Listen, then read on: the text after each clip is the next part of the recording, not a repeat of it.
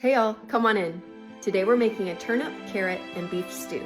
It's a wonderful way to incorporate turnips, which aren't necessarily everyone's favorites, but it's a great way to get them into your diet and be able to enjoy the benefits of its nutrition.